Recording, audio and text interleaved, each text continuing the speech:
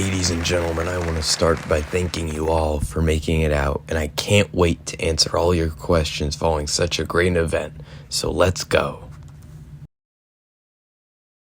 I want to start by congratulating you on such a great night. Where do you go from here? Well, that is an amazing question.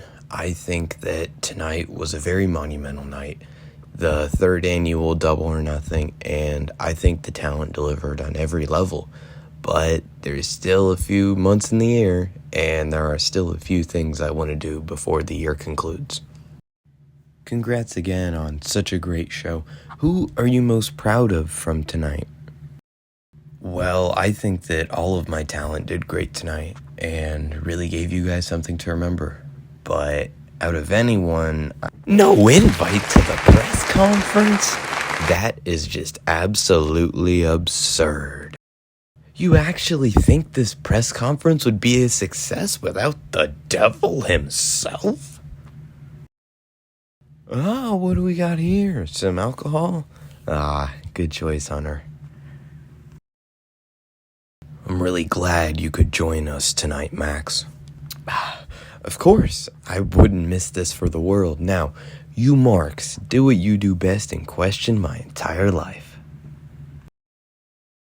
Max, congrats on your win. During the match, the fans were singing Seth's music. Did that bother you at all?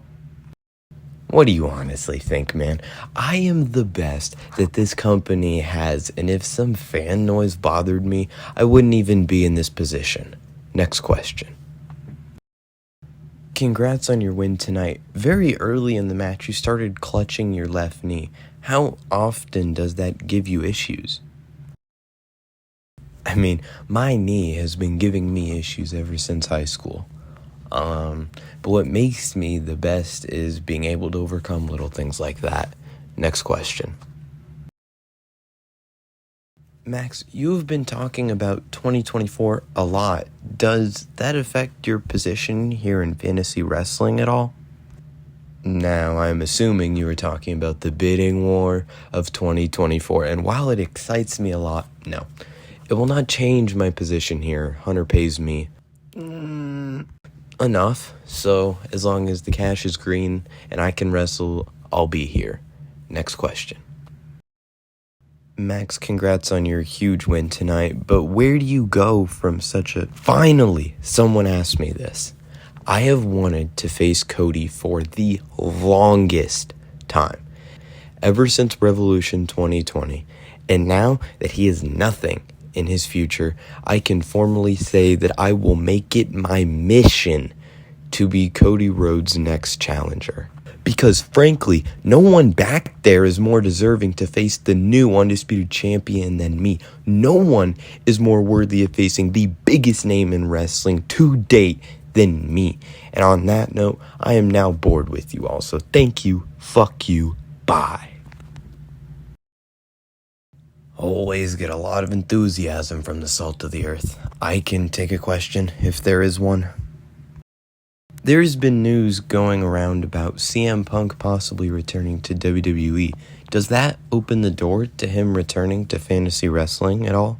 Well, I can say that I had no thought of bringing Punk into WWE again, but I will say that I never completely shut down any idea, including bringing Phil back here, but I will talk to the roster about it if it is a possibility.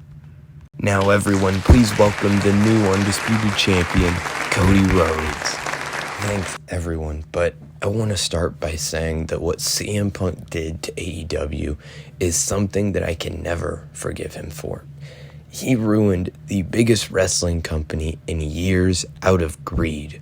So I apologize for sounding hostile, but I needed to say something. I will now be taking questions.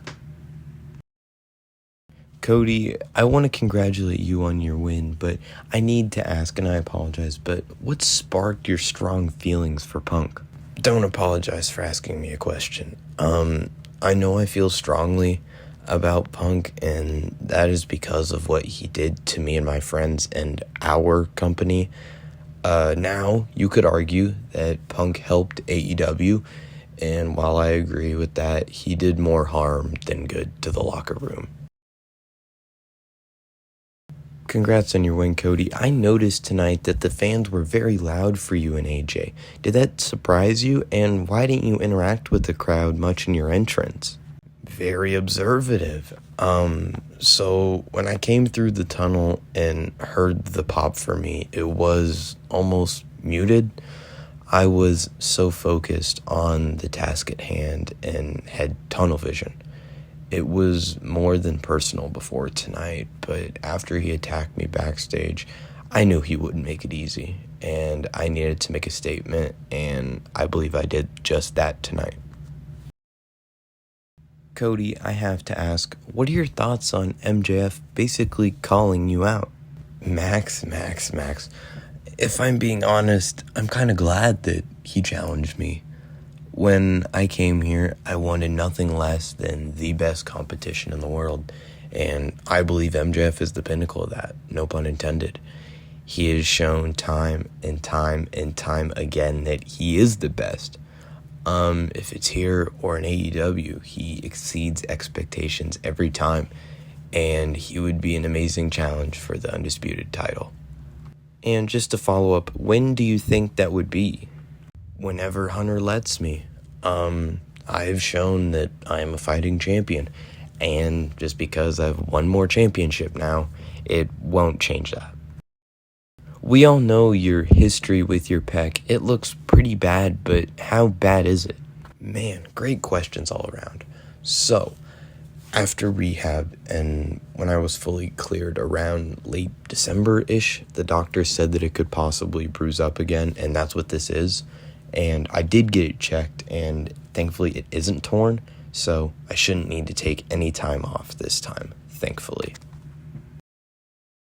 And let's get one last question for the Undisputed Champion. Cody, do you have any concerns about facing MJF since the last time you faced him, you lost? Fair question. Somewhat, I guess. Facing someone that I have personal history with definitely makes matches more tense, and I haven't beat him, but we are both very different from the people that we were in 2020, and if anything, I'm going into the match looking to right that wrong and continue my title reign. But once again, I want to thank you all for coming out and thank you all for being here and witnessing the only time that Cody will be the Undisputed Champion. Your time is running out, and at the next fantasy wrestling event, you will meet the man that is better than you, and you know it.